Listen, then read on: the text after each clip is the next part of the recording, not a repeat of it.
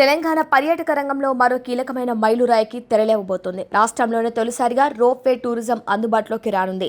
చరిత్ర, సాహసం, ప్రకృతి అందాలకు నిలయమైన భువనగిరి కోటపై రోప్వే ఏర్పాటు చేసేందుకు ప్రభుత్వం సిద్ధమవుతోంది.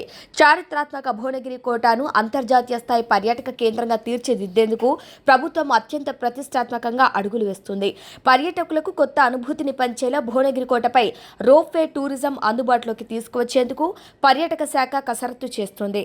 రాష్ట్రాన్ని దేశ విదేశీ పర్యాటకుల డెస్టినేషన్ సెంటర్గా తీర్చిదిద్దాలనే లక్ష్యంతో రేవంత్ సర్కార్ ప్రణాళికలు రూపొందిస్తోంది. ఇప్పటికే ఉన్న పర్యాటక ప్రాంతాలను ప్రపంచ స్థాయి సౌకర్యాలతో అభివృద్ధి చేయడంతో పాటు కొత్త ఆకర్షణలు అందుబాటులోకి తీసుకురావడంపై ఫోకస్ పెట్టింది. దాదాపు 1000 ఏళ్ల చరిత్ర కలిగిన భువనగిరి కోట తెలంగాణ వారసత్వ సంపదలో ఒకటి.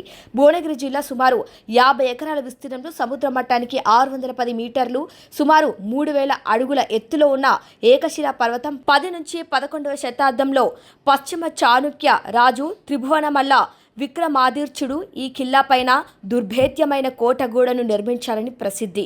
పైభాగం నుంచి అండాకారంలో కనిపించడం ఖిల్లా ప్రత్యేకత అని చెబుతారు.